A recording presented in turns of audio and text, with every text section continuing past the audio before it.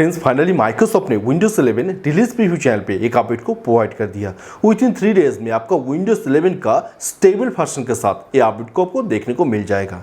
इस अपडेट का bill number है 2261.2359। तो इसी बिल नंबर के साथ क्या कुछ नया फीचर्स माइक्रोसॉफ्ट ने विंडोज 11 स्टेबल वर्जन के साथ ऐड करने वाला है, उसके साथ साथ क्या कुछ फिक्सेस प्रोवाइड करने वाला है। चलो मैं यहाँ पर इस वीडियो में बोलने का कोशिश करता हूँ, तो वीडियो बहुत इंटरेस्ट होगा, तो आइए स्टार्ट करते हैं।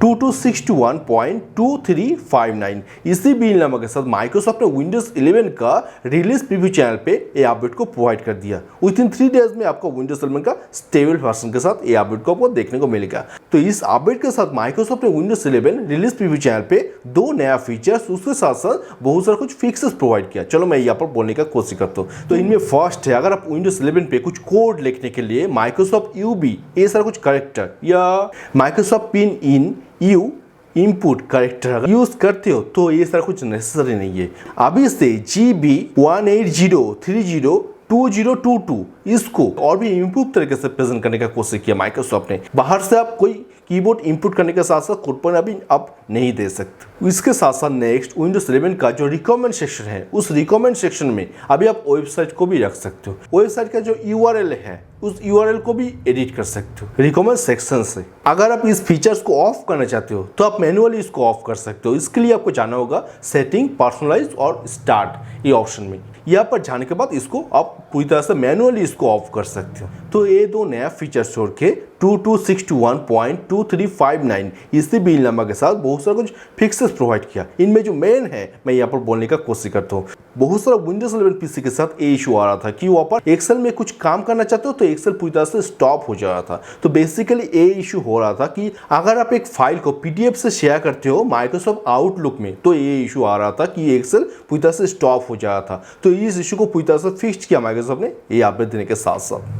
और इसके साथ साथ कुछ विंडोज 11 पीसी के साथ ये भी इशू आ रहा था कि वहाँ पर USB प्रिंटर जो है, USB प्रिंटर पूरी तरह से स्टॉप हो जा रहा था।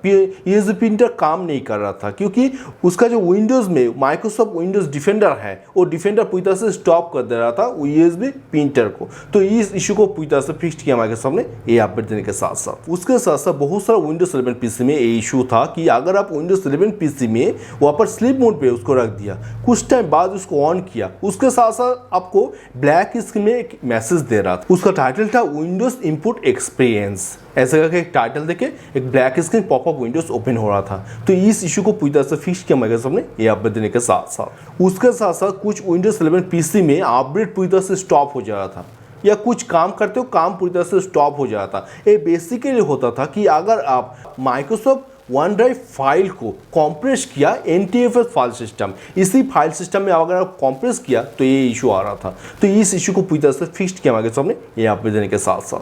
और नेक्स्ट एंड लास्ट कुछ विंडोज 11 पीसी में ये भी इशू आ रहा था। अगर आपका पीसी का जो नेम है उसको यूजर करके रखा, यूजर मोड में आपका मेमोरी पूरी तरह से लीक हो रहा था। अगर आप कुछ फाइल को कॉपी करने का कोशिश करते हो या आप फाइल को मूव करते हो तो उसके साथ साथ फाइल पूरी तरह से लीक होता था अगर आपका नेट कनेक्शन ऑन है तो इस इशू को पूरी तरह से फिक्स किया माइक्रोसॉफ्ट ने ये अपडेट देने के साथ साथ। ये सारा कुछ मेन फिक्सेस छोड़ के बहुत सारा कुछ छोटा छोटा फिक्सेस प्रोवाइड किया माइक्रोसॉफ्ट ने विंडोज 11 के साथ, मगर जो मेन था मैं यहाँ पर बोलने का कोशिश किया। तो आज चलते हैं, मिलते हैं बहुत जल्द कोई नया वाला वीडियो में। तो today's okay, take care, goodbye, tata, thank you.